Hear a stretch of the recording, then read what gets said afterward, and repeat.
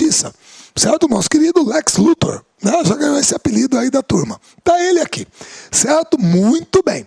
Então foi feita a entrevista para divulgar o que tinha sido feito, a operação, quais são as suspeitas, muito bem. O problema é que num primeiro momento foi um tiro no pé, certo? Tiro no pé da seguinte maneira. É claro que você não pode esconder. Peraí, perdão.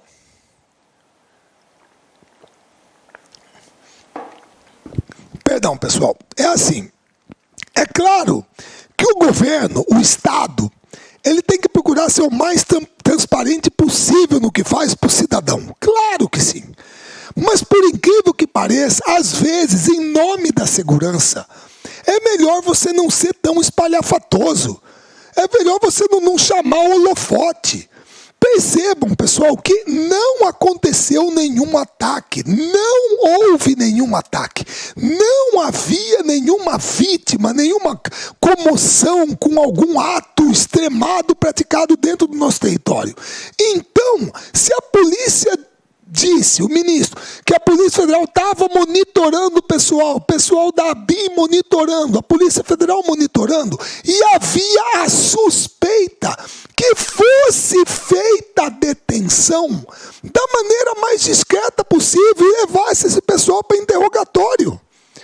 Da maneira mais discreta, até, por exemplo, para não levantar a lebre para, vamos supor, mais terroristas que eventualmente pertencessem a esse grupo. Porque, de repente, você dá um bote, prende 10, e se tivesse mais gente ligada a eles? E se existe mais gente? Certo? Ora, é claro que o pessoal vai ficar ressabiado, todo mundo vai se esconder, todo mundo vai fugir. Porque se a casa caiu para 10, se tem mais gente, o resto vai se esconder, pô.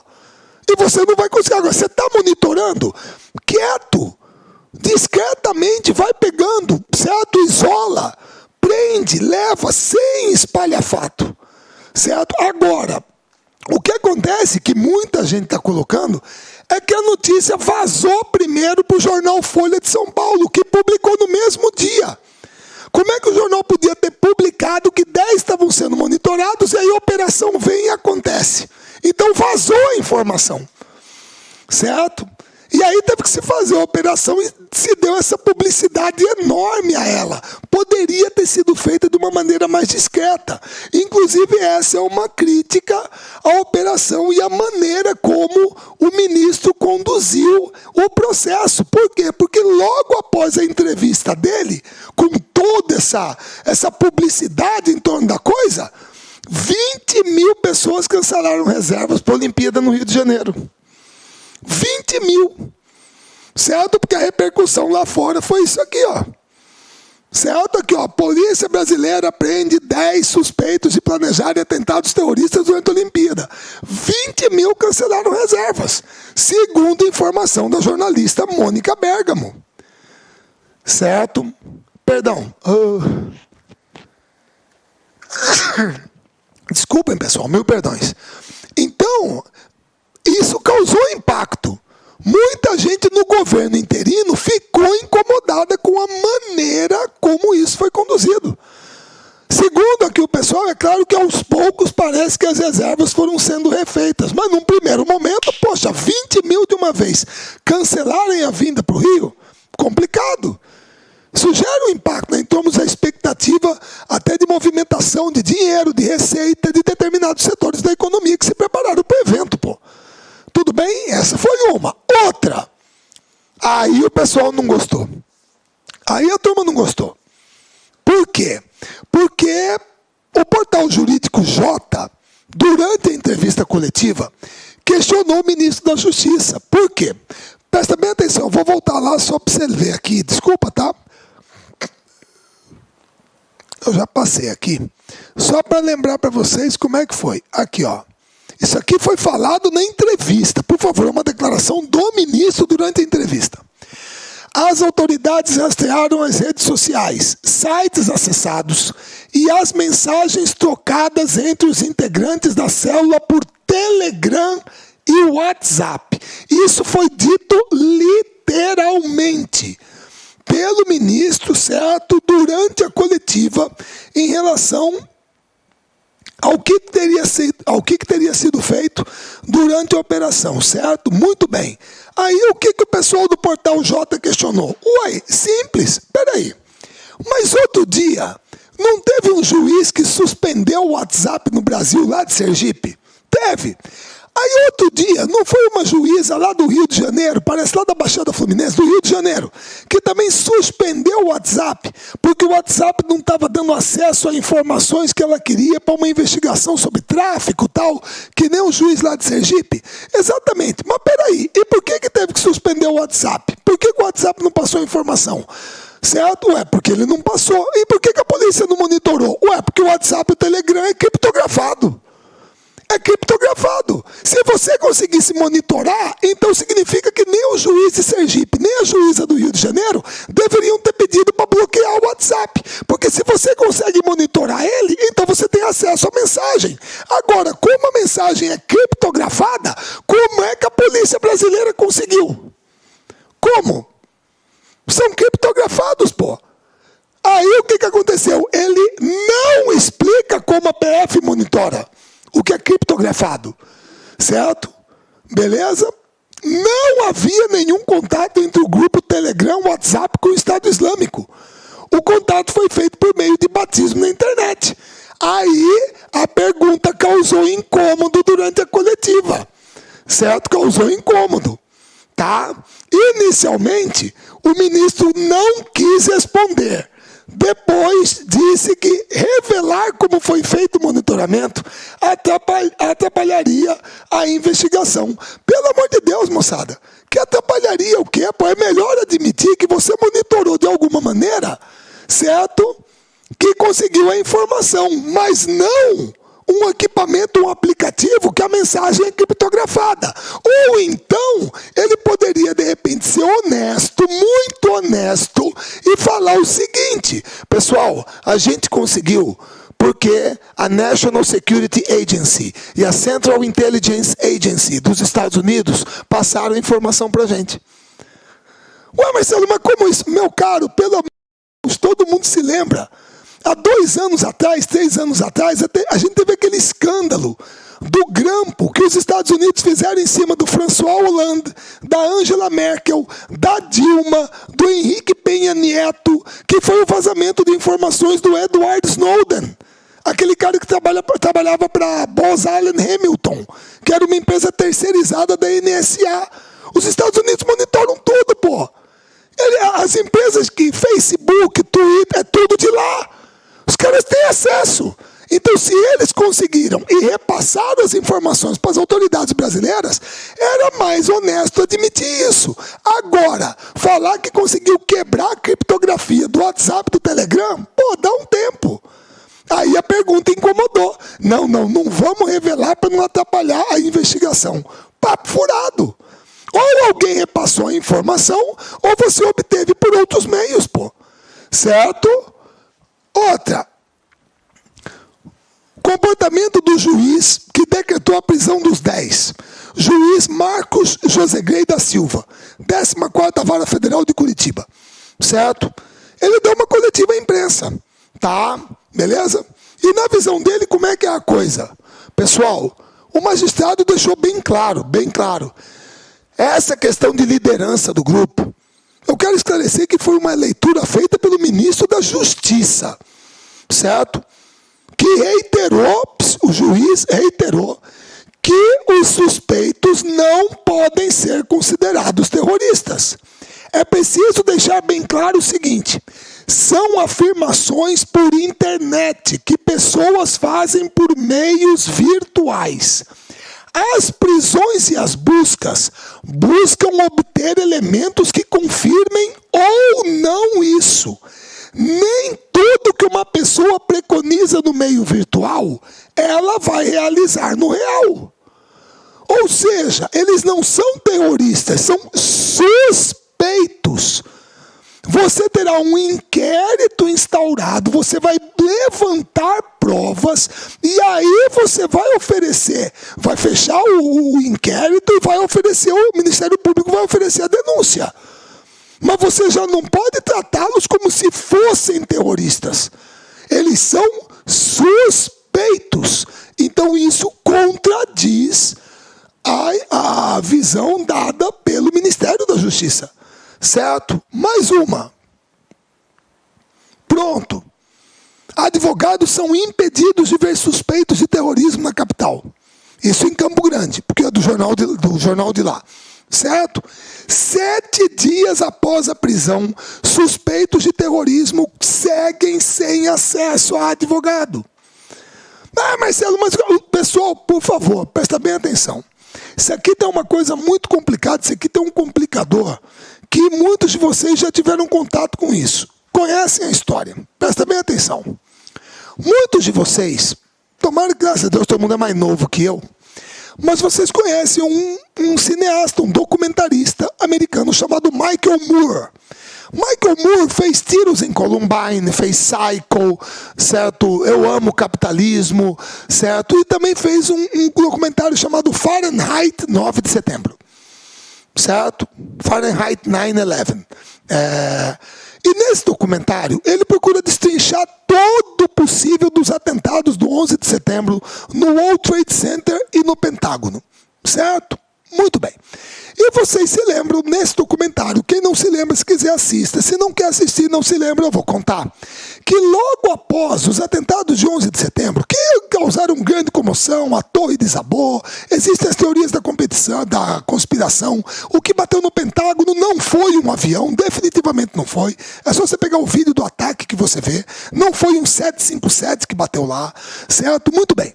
É uma história que tem muita coisa mal explicada, mas serviu de justificativa para logo depois do ataque, o governo George W. Bush promulgar ou mandar para o Congresso, e o Congresso aprovar, dada a comoção gerada pelo evento, o Patriot Act, o Ato Patriota, que nada mais era do que um conjunto de medidas, uma lei, um conjunto de medidas de restrição das liberdades civis e o aumento do monitoramento feito pelo Estado em cima do cidadão.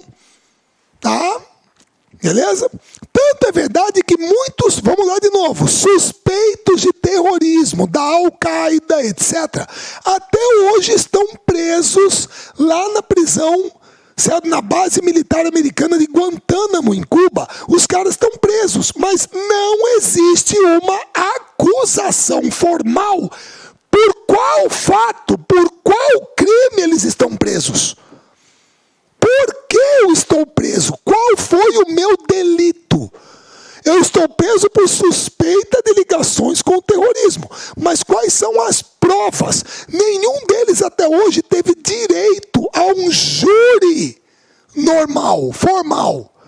Certo? Comparecer perante um juiz, em ser instaurado um processo, seriam apresentadas provas em tribunal. Nenhum deles. Alguns estão presos há mais de 15 anos. Desde 2001. Estão lá. Sem direito a advogado, sem direito a nada. Eu não estou dizendo aqui, pessoal, que toda aquela turma lá é boazinha, não. Não, pode ter gente lá que é culpada. Mas para isso, o ônus da prova é de quem acusa. Você tem que provar. Não é ele que tem que provar que não é terrorista. Você que está acusando ele que tem que provar. Isso é o que determina o processo legal. E agora, com a lei antiterrorismo, a gente está adotando uma coisa muito parecida aqui. Certo? Por quê? Porque foi baixada essa portaria. É a portaria número 4, acho que é do Departamento de como é que é o nome disso aqui? Sistema Prisional da Polícia Federal. Está aqui, ó. É Sistema Penitenciário Federal. Pronto. É alguma coisa do Sistema Penitenciário Federal. É de 28 de junho de 2016. Moçada, eu cortei a parte que fala aquele considerando isso, considerando aquilo. Resolve. Para sua curiosidade, eu coloquei aqui as resoluções da portaria. E tem algumas delas, moçada, que são absurdas, certo? Por exemplo, olha só. O preso poderá ser atendido uma vez por semana, apenas por um advogado constituído em dia e horário do expediente administrativo, unicamente em parlatório, às segundas, terças ou sextas-feiras. Por que marcaram esses dias, eu não sei. Por que não pode ser quarta e quinta? Mediante prévio agendamento no setor componente, duração máxima de 1 hora. Certo? Para atendimento ao preso, o advogado deverá estar constituído por procuração que contenha a indicação do processo de atuação. O advogado deverá comprovar no prazo de 30 dias ou na entrevista seguinte a sua efetiva atuação no processo indicado na procuração. No caso de advogado ainda não constituído, a procuração devidamente preenchida deverá ser encaminhada ao preso pelo núcleo jurídico da respectiva penitenciária federal, para fins de análise e assinatura, o indicado na procuração. Peraí, quer dizer que vai analisar a procuração quanto tempo? E durante esse período o coitado fica lá sem advogado, sem ninguém ver ele. E quanto tempo vai levar essa análise? Lá no departamento competente. Certo? Beleza? Aqui tem uma que é ótima. Os advogados, de forma verbal, escrita ou qualquer forma não audível, inclusive mímica, ficam proibidos de transmitir quaisquer informações que não possuam relação direta com o interesse jurídico processual do preso, especialmente quando dirigidas à prática de atividades ilícitas. Quer dizer, você está visitando o seu cliente, você é advogado dele, você está falando do processo, mas você não pode falar que o Corinthians ganhou de 3-1 de um time. Certo? Que o Flamengo está na liderança do brasileiro, o Atlético Mineiro, você não pode falar nada fora do processo. Pô, isso é cercear a liberdade, o direito de defesa. Isso é cercear o direito de defesa. Pô, você está cerceando a atuação do advogado. E nós vivemos num Estado democrático, onde impera o direito. Como é que pode? Quer dizer que nós vamos começar a usar isso aqui para cercear o direito da pessoa que está detida a ter um defensor? Dificultar a constituição desse defensor, caso ele não tenha assinado uma procuração? Caramba! Então você está adotando o mesmo princípio. E não é por aí. Então você ter uma suspeita de terrorismo, você ter uma lei antiterrorismo, não dá poderes ao Estado para limitar o direito de defesa do cidadão. Isso está garantido na Constituição. Isso não pode virar um vale-tudo. Senão daqui a pouco qualquer um pode ser declarado suspeito de algo e ter seu direito de defesa cerceado. Não é por aí. Tanto é verdade que o pessoal percebeu como que isso aqui era uma coisa esdrúxula e sem cabimento. E ainda bem que a OAB nessas horas se manifestou, embora que para outras coisas, na minha opinião, de maneira vergonhosa, como em outra época, certo? Há mais ou menos 50 anos atrás, aí a portaria foi revogada. Que era a coisa mais sensata a se fazer, pô. É você, por mais que você tenha suspeitas, por mais que você não tenha gostado da cara do cara, bater uma foto do lado do Estado Islâmico, ele tem o direito a ser defendido. Até que você prove que ele é culpado. A presunção é de inocência, não de culpa. Você é inocente até se prove o contrário, e não o inverso. Então a turma revogou a portaria para permitir que os advogados possam atuar junto aos seus clientes, ora. Certo? Beleza? Outra. Foi preso mais um. Isso aqui foi depois, uma semana depois. Foi preso um cara de descendência libanesa, Shaer Kalum, na Baixada Fluminense. Certo? Que supostamente também teria conexão com o terrorismo.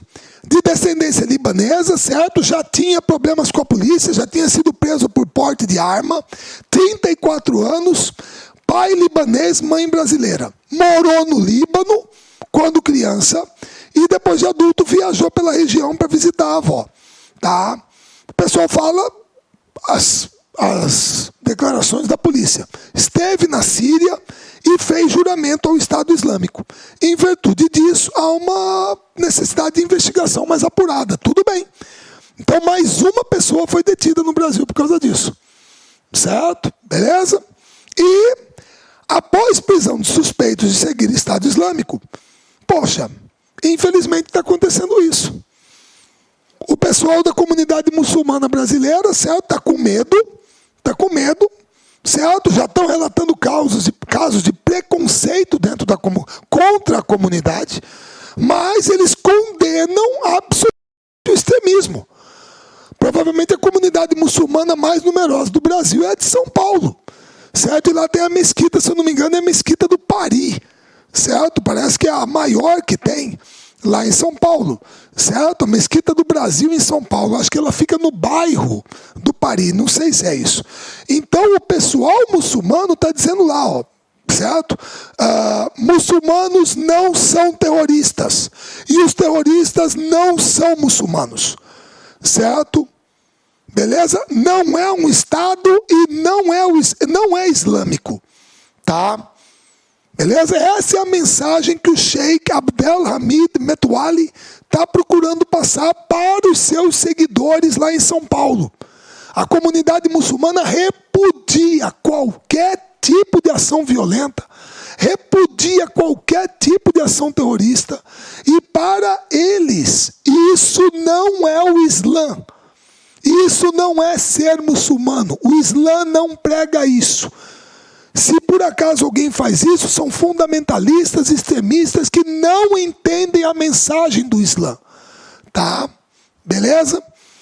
E segundo líderes aqui, ó, a divulgação da operação da polícia trouxe uma consequência negativa: preconceito contra os adeptos da religião, baseado na falta de informação, certo? Beleza? Os relatos de discriminação já começaram, cresceram recentemente em relação à comunidade muçulmana, tá? Então esse é um efeito negativo. Aqui em Cuiabá tem uma mesquita muçulmana, tem. Eu já passei por muçulmanos, shopping center, ruas, passei pessoas muçulmanas, mulheres de véu, homens, pô, nunca ninguém me olhou feio, ninguém me dirigiu uma palavra ofensiva, e nem eu a eles, pô, pra quê? Os caras vieram pro Brasil para tentar ser felizes, pô. Tem gente que é evangélica, eu não falo nada, pô. Tem gente que é umbandista, certo? Eu não falo nada, espírita, o que quer que seja, católica, presbiteriana, tá? É uma religião monoteísta. Vocês sabem muito bem, para o islamismo, Jesus Cristo é um cara legal. Jesus é um cara legal. Se você não sabia, coisa que eu duvido, porque a maioria conhece, para o islamismo, Jesus é nota 10. Ele é um cara legal, só que ele não é o Messias. Ele não é o Filho de Deus. Ele é um profeta. O problema é que o maior de todos os profetas, para eles, é Maomé. Só isso. Mas Jesus, para ele, é nota 10. Tranquilo. Certo? Beleza? E aí um outro desdobramento, e aí muito triste até, de uma certa maneira, o professor Franco Argelino, tá? Adlene Richer, foi deportado sumariamente para a França. Pessoal, esse senhor aqui, um baita físico, certo? O cara é doutor, é colaborador daquele CERN, aquele laboratório de aceleração de partículas que tem lá na Europa, na Suíça. Ele estava na UFRJ. Você entendeu? A Polícia Federal, moçada, foi dia 15 lá no apartamento dele, pegou ele lá dentro, arrancou ele lá de contra a vontade, sem direito a advogado, sem direito a recorrer. Levou ele para o aeroporto, botou dentro de um avião e mandou para a França. E isso porque o visto de entrada dele no Brasil estava no passaporte argelino, porque ele tem dupla nacionalidade. E o pessoal botou o visto de saída no passaporte francês. Certo? A deportação foi assinada pelo ministro Alexandre de Moraes, qualificada como arbitrária, recheada de ilegalidades. Foi uma expulsão ilegal disfarçada de deportação sem direito à defesa. Ele foi preso na França em 2009, foi condenado por associação ao terrorismo e cumpriu pena até 2012. Ele cumpriu pena. Ele pagou a dívida dele com a justiça. E veio para o Brasil para dar aula, estava desenvolvendo projetos aqui. Agora, segundo o comentário dos policiais, certo, que levaram ele até o aeroporto, está aqui, ó. O policial chegou e falou assim sobre ele: é aquele que a França havia pedido. Certo? É aquele que a França havia pedido. A França parece que solicitou ao governo brasileiro a extradição, a expulsão dele, e o Brasil pegou e jogou ele lá. Agora ele está lá na França, livre, mas é obrigado a se apresentar à delegacia 3 vezes por dia, certo? Tem restrita a sua liberdade de circulação. Ele não queria ir para a França, mas foi sumariamente deportado. Agora aqui contra todas as leis internacionais, pô. Nós violamos as regras básicas das leis internacionais, a pedido do governo francês, que eu não sei qual é a razão do governo francês querer esse cara lá. Ele foi preso e já pagou a dívida dele com a justiça francesa. O problema é que nesse momento que o terrorismo cresce, você começa a enxergar suspeito em tudo quanto é lugar. Tá? Então isso aqui é mais uma mancha que a gente está carregando no recente período de interinidade nas relações exteriores do Brasil e no Ministério da Justiça. Uma expulsão sumária, arbitrária, sem direito à defesa. E isso porque a Polícia Federal mentiu para o advogado dele. Certo? Falou que o avião tinha saído às 22 horas. Na verdade, o avião saiu às 23. Então, o advogado queria ter acesso a ele para poder conversar e entrar com um pedido de defesa. Não foi possível. A turma mentiu o horário de saída do avião. Certo? Tudo isso aqui, então, moçada, todos esses acontecimentos estão no bojo, infelizmente, dessa situação que nós temos de, a palavra é essa, medo, receio, temor da possibilidade de um ato terrorista durante as Olimpíadas do Rio de Janeiro. Certo? Você tem a prisão daquele pessoal e outros desdobramentos que vieram com isso. Questões que são pertinentes a essa situação. Tá joia? Beleza, moçada. Procurei abordar isso aqui com vocês. Me desculpem se às vezes eu quero passar informação, que é o que eu tenho que trazer, é uma aula de atualidades, que muitas vezes vocês ainda não tinham conhecimento ou não tinham tido acesso a essas informações, a elas. Tudo bem? Gente, um grande abraço a todos. Fiquem com Deus. Vou falar mesmo na boa, sexta-feira, já falei, maravilhoso final de semana. E a gente se vê na nossa próxima aula. Até mais. Clique lá.